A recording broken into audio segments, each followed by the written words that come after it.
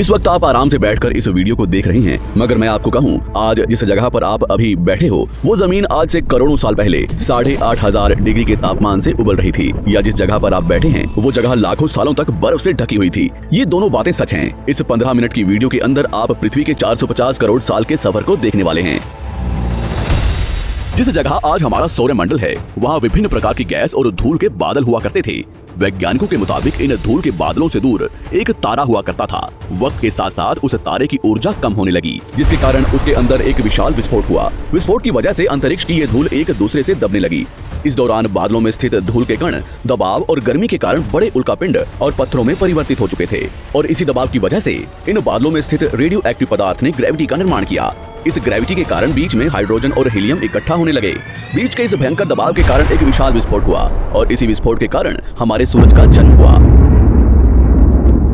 अंतरिक्ष में फैले एस्टेरॉयड यानी क्षुद्र ग्रहों में भारी वजन की वजह से सूरज के करीब आकर सूरज की परिक्रमा करने लगे। धीरे धीरे इन्हीं एस्टेरॉयड में भारी टकराव हुआ, जिसके फलस्वरूप मरकरी, विनस, अर्थ और मार्स जैसे ग्रहों का निर्माण हुआ। वैज्ञानिकों के मुताबिक उस वक्त पृथ्वी और मार्स यानी मंगल ग्रह के बीच थिया नामक ग्रह सूरज की परिक्रमा किया करता था। पृथ्वी पर ग्रेविटी होने की वजह से सूरज की परिक्रमा करने वाले एस्टेरॉयड अब पृथ्वी की परिक्रमा करने लगे, और धीरे धीरे करोड़ों सालों तक ये पृथ्वी पर गिरते रहे। और ऐसी घटना हमारे पड़ोसी ग्रह थिया पर भी हो रही थी, जिसके कारण थिया पृथ्वी के और करीब आने लगा और आकर पृथ्वी से टकराया। इस भयंकर टकराव की वजह से पृथ्वी के हिस्से कणों के रूप में अंतरिक्ष में फैल गए और एक रिंग्स की तरह पृथ्वी की परिक्रमा करने लगे। इन्हीं परिक्रमा करते हुए कणों में टकराव होने लगा, जिसके कारण हमारे चांद का निर्माण हुआ। उस वक्त पृथ्वी पर सिर्फ एक ही समुद्र हुआ करता था, और वो था 1900 डिग्री सेल्सियस की तापमान पर उबलते हुए लाविका। उबल रही थी वो सारी चीजें जिसे आज आप अलग अलग नाम से जानते हैं। वक्त के साथ साथ पृथ्वी धीरे धीरे ठंडी हो रही थी, जिसके कारण पृथ्वी के भारी तत्व जैसे धातु और रेडियो एक्टिव पदार्थ पृथ्वी के केंद्र में जाकर इकट्ठा हो गए, और हल्के पदार्थ पृथ्वी की सतह पर आ गए। लाखों सालों तक पृथ्वी पर उल्कापिंडों की बरसात हुई, और इन गिरते हुए उल्कापिंडों में जमा था नमक, मिनरल्स और पानी। करोड़ों सालों तक इन उल्कापिंडों की बरसात होती रही, और धीरे धीरे पृथ्वी की ऊपरी सतह पानी से ढकने लगी। वैज्ञानिकों के मुताबिक यही वो वक्त था जब दूर गहरे पानी के अंदर निकलते ज्वालामुखियों से पहली बार सूक्ष्म जीवों का निर्माण हुआ। लाखों सालों बाद एक वक्त ऐसा आया जब पृथ्वी की पूरी सतह पानी से ढक चुकी थी। हमारी पृथ्वी के सबसे अंदर का कोर रेडियो एक्टिव पदार्थ से बने होने की वजह से हरदम गर्म होता रहता है, लेकिन जब भी पृथ्वी की ऊपरी जमीन ठंडी हो जाती है, तब पृथ्वी के अंदर की गर्मी बाहर नहीं निकल पाती, जिसके कारण ज्वालामुखियों का निर्माण होता है। और उस वक्त कुछ ऐसा ही हुआ।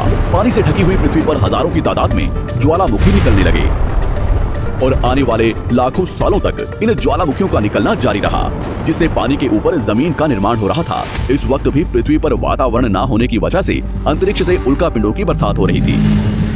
आज से लगभग 300 करोड़ साल पहले पृथ्वी पर ऐसा वक्त आया जब पृथ्वी का वातावरण लगभग स्थिर होने लगा था। ज्वालामुखी निकलने धीरे हो गए थे, और पृथ्वी का एक दिन 12 घंटे का हुआ करता था।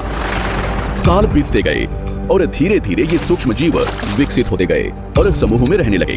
आज से लगभग 250 करोड़ साल पहले पहली बार पृथ्वी पर ऐसे जीवों का निर्माण हुआ जो जीने के लिए ये पानी के अंदर के मिनरल्स यानी खनिज पदार्थ और धूप का इस्तेमाल करते थे, और मल त्याग के रूप में ऑक्सीजन बाहर निकालते थे। इस वक्त तक पृथ्वी पर ज्यादातर ज्वालामुखी निकलने बंद हो चुके थे, और इन माइक्रोबैक्टीरिया की वजह से वातावरण में ऑक्सीजन की मात्रा बढ़ रही थी। वातावरण में ऑक्सीजन बढ़ने की वजह से पृथ्वी का वायुमंडल बनना शुरू हुआ, और आने वाले हजारों सालों तक वातावरण में ऑक्सीजन की मात्रा बढ़ती रही, जिसकी वजह से पृथ्वी के ज्यादातर हिस्सों में ये सूक्ष्म जीव फैल गए। हजारों सालों बाद एक वक्त ऐसा आया जब पृथ्वी में ज्यादा ऑक्सीजन बढ़ने के कारण ये सूक्ष्म जीव मरने शुरू हो गए। उस वक्त तक पृथ्वी का वातावरण ठंडा होने के साथ साथ ऑक्सीजन से भी भर चुका था, जिसके कारण जमीन और वातावरण में स्थित आयरन यानी लोहे के मिनरल्स पानी में स्थित ऑक्सीजन से रिएक्ट होने लगे। और एक वक्त ऐसा आया जब पृथ्वी की जमीन आज के मार्स के जैसे लाल हो चुकी थी। वक्त बीतने के साथ साथ धरती की टेक्टोनिक प्लेट्स में दरार होने लगी, जिसके कारण पृथ्वी के अंदर का लावा जमीन की तरह कई लाखों सालों तक खुला उबलता रहा। और यही वो कारण था जिसके कारण पृथ्वी के वातावरण में कार्बन डाइऑक्साइड की मात्रा बहुत बढ़ गई, और पृथ्वी पर एसिड की वर्षा शुरू हो गई। एसिड रेन की वजह से पृथ्वी का तापमान घटने लगा, और तापमान इतना घटा कि पृथ्वी के ऊपर स्थित पानी बर्फ में परिवर्तित होने लगा। पृथ्वी पर पहली बार भयंकर आइस एज आया। इस वक्त पूरी पृथ्वी सफेद बर्फ से ढक चुकी थी। आमतौर पर जब धरती पर सूरज की किरणें गिरती हैं, तब जमीन उन किरणों को सोख लेती है, मगर क्योंकि पूरी पृथ्वी बर्फ से ढक चुकी थी और क्योंकि बर्फ सफेद और चमकीली होती है, जिसके कारण सूरज की किरणें धरती पर गिरने के बाद वापस चली जाती थी। इसी कारण से पृथ्वी कई लाखों सालों तक बर्फ से ढकी रही, मगर फिर से पृथ्वी के अंदर स्थित गर्मी ज्वालामुखी के रूप में निकलना शुरू हो गई और इन ज्वालामुखियों से निकलने वाली गर्मी ने बर्फ को पिघलाना शुरू कर दिया।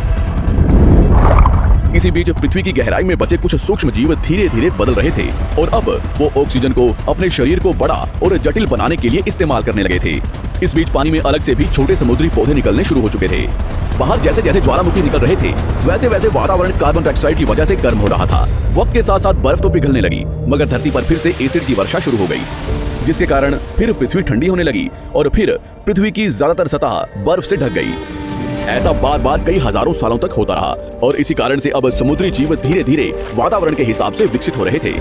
इस बीच कई सारे जीव और समुद्री जंगल विलुप्त हो गए, मगर जो बच गए वो धीरे धीरे पृथ्वी के बदलते तापमान के हिसाब से ढलते गए और अब हजारों सालों बाद समुद्री पेड़ बर्फ की वजह से पूरी तरह से मरते या सूखते नहीं थे। अब सूक्ष्म जीव समुद्री जीव बन चुके थे। जब फिर से ज्वालामुखियों ने पृथ्वी की बर्फ को पिघलाना शुरू किया, तब ये समुद्री पेड़ जल्दी विकसित होकर फैल गए। धीरे धीरे वातावरण में ऑक्सीजन की मात्रा बढ़ने लगी और पृथ्वी पर होने वाली एसिड की वर्षा कम होने लगी। वातावरण में ऑक्सीजन आने की वजह से पृथ्वी की ओजोन लेयर्स मोटी होने लगी और आज से लगभग 47 करोड़ साल पहले पृथ्वी की ऊपरी सतह पर पहली बार मोसोस नामक प्लांट उगना शुरू हुआ।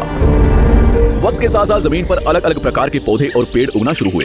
एक वक्त ऐसा आया जब जमीन के पेड़ों की लंबाई लगभग 80 से 100 फीट जितनी या आज के 5 से 6 मंजिला बिल्डिंग जितनी ऊंची हो चुकी थी। ये वो वक्त था जब समुद्री जानवर समुद्र से बाहर निकल रहे थे और जमीनी जानवरों में परिवर्तित हो रहे थे। धरती की ज्यादातर जमीन एक जगह इकट्ठी हो चुकी थी, जिसे आज हम पैंजिया महाद्वीप के नाम से जानते हैं। पृथ्वी का वातावरण और तापमान लगभग स्थिर हो चुका था और अब करीब 21 से 23 घंटे का दिन हुआ करता था। अब समुद्री जीव पानी से बाहर रहने लगे थे और वातावरण के हिसाब से उनके शरीर का रंग रूप बदल रहा था। धीरे धीरे ये जमीनी जानवर डायनासोर्स में परिवर्तित हो गए। जिन डायनासोर्स ने पेड़ पौधे खाने शुरू कर दिए, उनका शरीर लंबा और विशाल रूप से विकसित होने लगा। कुछ डायनासोर्स शिकार किया करते थे, जिसके कारण वे छोटे और तेज होते चले गए।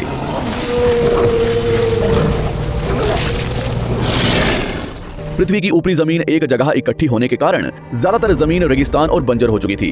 ज्यादातर जंगल समुद्र के करीब हुआ करते थे, जिसमें डायनासोर्स रहा करते थे। आज से लगभग 20 करोड़ साल पहले पैंजिया महाद्वीप टूटना शुरू हो गया।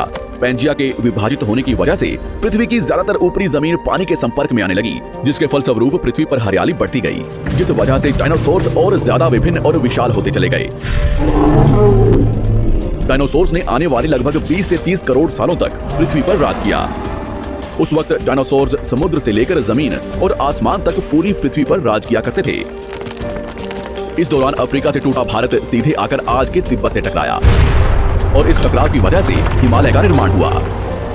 आज से लगभग 6.5 करोड़ साल पहले पृथ्वी की तरफ आज के माउंट एवरेस्ट से भी बड़ा लगभग 4.5 लाख करोड़ किलो जितना वजनिया उल्कापिंड लगभग 80,000 किलोमीटर प्रति घंटे की स्पीड से पृथ्वी की तरफ आ रहा था। पृथ्वी की सतह को छूते ही उसमें भयंकर आग लगी और वो जलते हुए सीधा पृथ्वी से टकराया। इस टकराव से निकलने वाली ऊर्जा आज के 10 करोड़ परमाणु बम एक साथ फटने के बराबर थी। जहां ये उल्कापिंड गिरा, वहां के जानवर और पेड़ तुरंत भाप बनकर जल गए। गिरते ही पृथ्वी पर पूरी तरह धूल फैलने लगी, समुद्र में भयंकर बाढ़ आने लगी। भूकंप और आग ने पृथ्वी को जलाना शुरू कर दिया। कुछ ही घंटों में पूरी पृथ्वी के वातावरण में हानिकारक गैस और धूल की वजह से पृथ्वी नर्क हो चुकी थी। डायनासोर्स, घुटन, आग और भूखमरी से पूरी तरह विलुप्त हो गए। इस वक्त हमारे पूर्वज जमीन के अंदर रहा करते थे, जिसके कारण वो इस विशाल प्रलय से बच गए। पृथ्वी का वातावरण पूरी तरह से काला और अंधेरा हो चुका था, जिससे धूप भी जमीन तक नहीं पहुंच पा रही थी। पृथ्वी के पेड़ और ज्यादातर जानवर विलुप्त हो गए।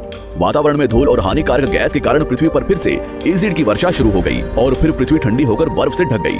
लेकिन इस बार पृथ्वी की बर्फ लाखों सालों तक नहीं जमी रही और 80 से 90 हजार साल बाद ये बर्फ पिघलनी शुरू हो गई। जैसे ही धरती पर वातावरण फिर से पहले जैसा होने लगा, वैसे ही ये छोटे जीव जमीन से बाहर आना शुरू हो गए। उस वक्त पृथ्वी की बर्फ पिघलनी शुरू ही हुई थी, जिसके कारण अफ्रीका में घने ठंडे जंगल हुआ करते थे और इसी बीच ये जमीनी जीव बंदरों में परिवर्तित हुए। मगर जैसे जैसे पृथ्वी गर्म होने लगी, वैसे वैसे अफ्रीका के ये जंगल सूखने लगे। जंगल की चीजें खाने वाले बंदरों को खाने की कमी होने लगी। खाने की तलाश में इन बंदरों ने अपने पैरों पर चलना शुरू कर दिया, जिससे उन्हें दूसरे जानवरों के शिकार करने में मदद मिलती थी। धीरे धीरे बंदर एप्स यानी वानर में परिवर्तित हुए। खाने की तलाश में ये एप्स पृथ्वी के दूसरे हिस्सों में फैलने लगे और धीरे धीरे उनके शरीर का रंग रूप वहाँ के मौसम के हिसाब से बदलता गया। वक्त के साथ साथ हम आदिवासी बने। हमने हथियारों से लेकर आग का आविष्कार किया। हम धीरे धीरे इंसान के रूप में विकसित हुए। हमने धर्म से लेकर परिवार, भाषा और संस्कृति का निर्माण किया और वक्त के साथ साथ हम विकसित होते चले गए और आज हम इस पृथ्वी की सबसे विकसित प्रजाति बन चुके हैं। पृथ्वी को आज के जैसे बनने में लगभग 450 करोड़ साल का वक्त लगा है और हमें एक छोटे जमीन में रहने वाले जानवर से इंसान बनने में कई लाखों सालों का। मगर हमने इन 100 सालों में जितना पृथ्वी को गंदा और तबाह किया है उतना आज तक किसी भी प्रजाति ने नहीं किया होगा। हम फिर से धरती को गर्म कर रहे हैं और कार्बन डाइऑक्साइड की मात्रा बढ़ा रहे हैं। वैज्ञानिकों का मानना है कि पृथ्वी पर फिर से विशाल परिवर्तन होने वाला है। भविष्य में पृथ्वी कैसी होगी जानेंगे हमारी अगली वीडियो में।